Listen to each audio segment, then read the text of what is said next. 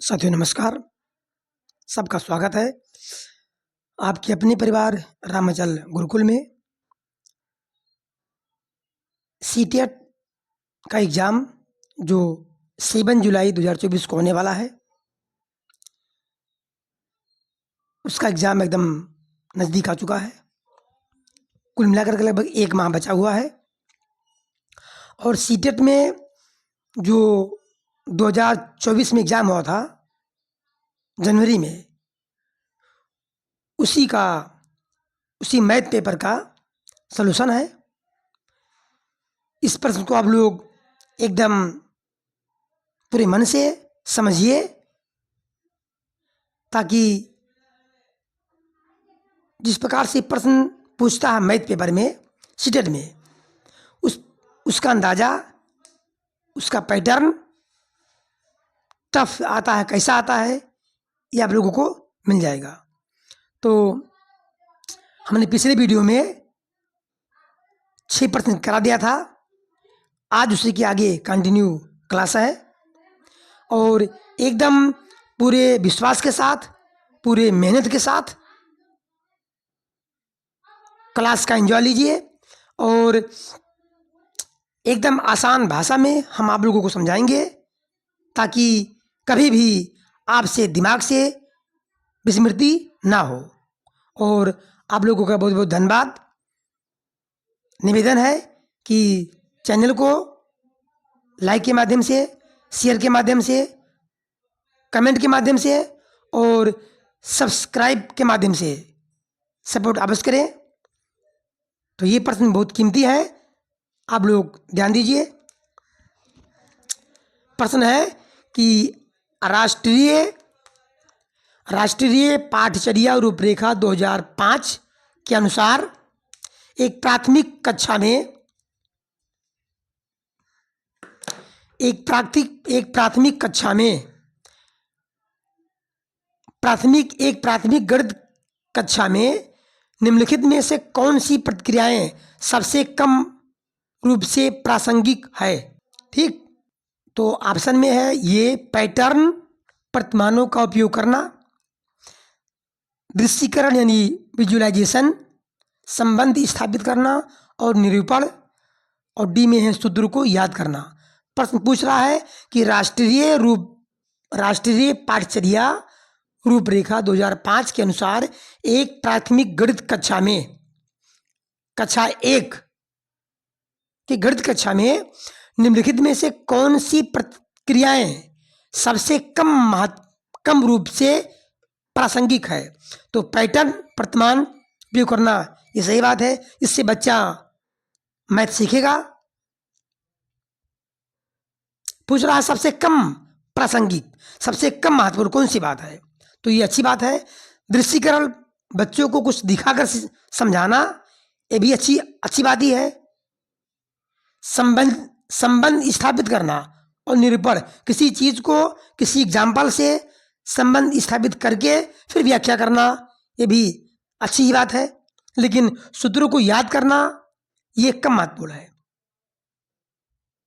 इनसे में कहा गया है कि सूत्र को याद करना, नियम रटना, ये नेगेटिव टैगवर्ड है, इसलिए ये कम महत्वपूर्ण। सूत्र को याद करना ये कम महत्वपूर्ण है। तो इस प्रश्न का उत्तर आपका हुआ डी।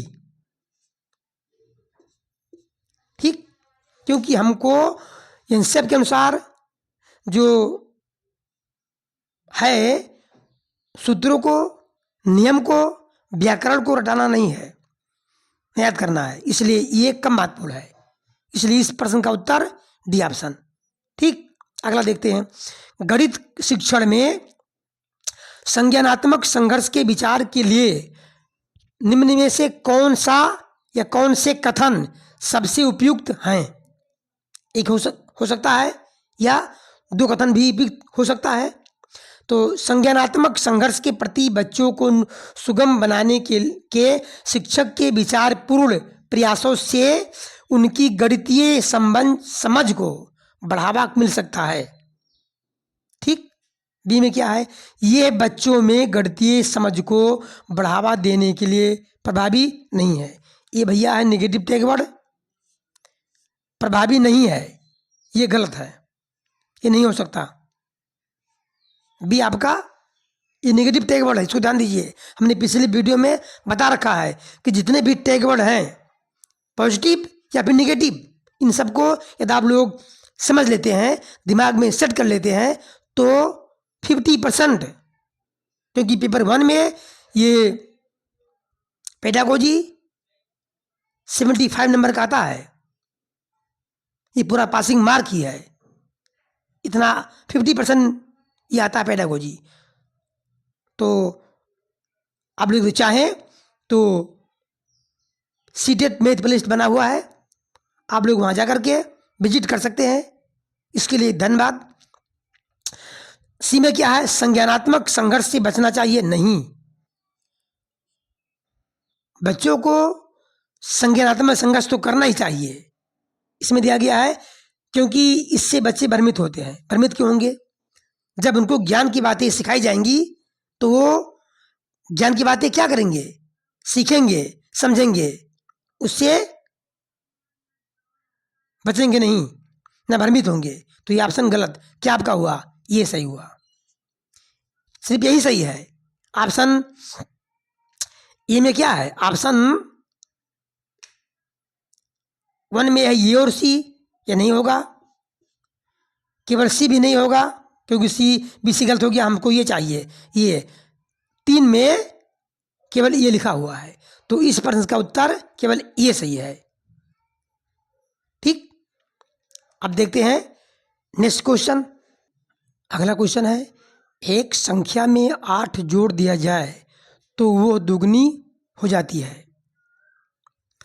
वह संख्या क्या होगी? ठीक, एक आ रहा कि एक संख्या में 8 जोड़ दिया जाए, तो मान लो संख्या क्या है? मान लो संख्या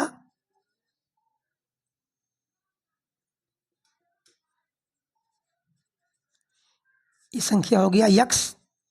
अब इसमें कह रहा है कि 8 जोड़ दिया जाए, इस संख्या में 8 जोड़ दिया जाए तो संख्या क्या हो जाएगी? वो दुगनी हो जाएगी। मतलब संख्या ये दुगनी हो जाएगी। एक आ रहा है, इसका मतलब हो गया कि संख्या हमने 8 जोड़ दिया और जोड़ने के बाद वो क्या हो गई? दुगनी हो गई। ठीक, ये ऐसे प्रश्न आते हैं सीटेट मैथ के एग्जाम में, एकदम बेसिक वाला प्रश्न आता है। जिसकी बेसिक नहीं पता रहेगा वो प्रश्न को सॉल्व नहीं कर सकता। इसलिए बेसिक से बेसिक आप लोग जानिए, सीखिए और प्रसन्न रहिए। अब देखिए इसको सॉल्व कर लीजिए। ये हो गया 2x माइनस x बराबर 8। ठीक, अब इसको हम इधर ले आए, माइनस एक्स को ओ प्लस एक्स को इधर दूसरे पक्ष तरफ, और 8 वही है। अब 2 से 1 हो गया, 2 में से x से 1 निकल जाएगा, क्या बचेगा? x बचेगा। x बराबर 8। नहीं समझे? फिर से समझिए। देखिए इसे हमने इसको लिख दिया कि 2x ये तो है बराबर के दाएं पक्ष में है, हम इसको दाएं पक्ष ले जा रहे हैं x को, तो माइनस एक्स बस हो गया, बाकी ये बाएं बन गया, बाकी बचा क्या? 8 यहाँ कर दिए, बस यही तो है। मतलब पक्षांतर किया जाना, पक्षांतर हमने किया। ठीक, समझ आ गया? हाँ, ये x बराबर 2 x से 1 से निकल जाएगा, क्या बचेगा? 1x। तो इसमें क्या सही ऑप्शन? ये। समझ आ गया? चलिए अगला देखते हैं।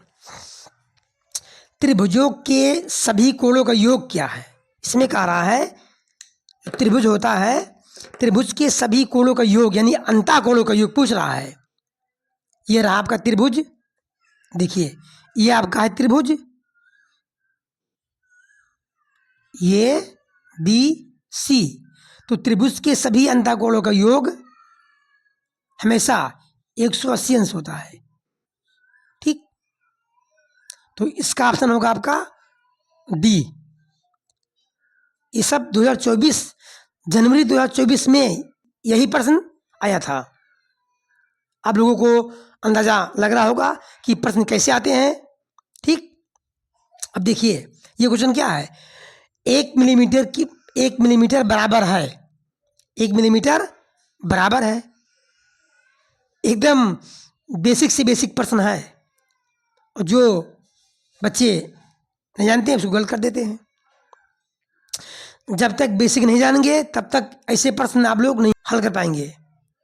ठीक है, अब इसमें होता है कि 10 मिलीमीटर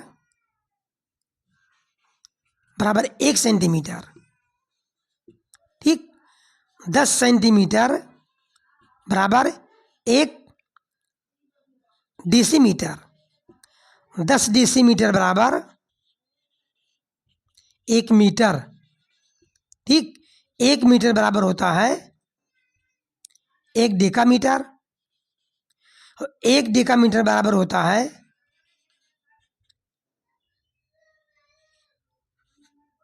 10 मीटर बराबर 1 डेकामीटर, 10 डेकामीटर बराबर 1 हेक्टोमीटर, 1 हेक्टोमीटर, और 10 हेक्टोमीटर बराबर होता है 1 किलोमीटर। ये पैमाना जिसको याद है ऐसे प्रश्न को चुटकियों में हल कर सकते हैं। अब यही पैमाना 10 मिलीमीटर बराबर 1 सेंटीमीटर, 10 सेंटीमीटर बराबर 1 मीटर, 10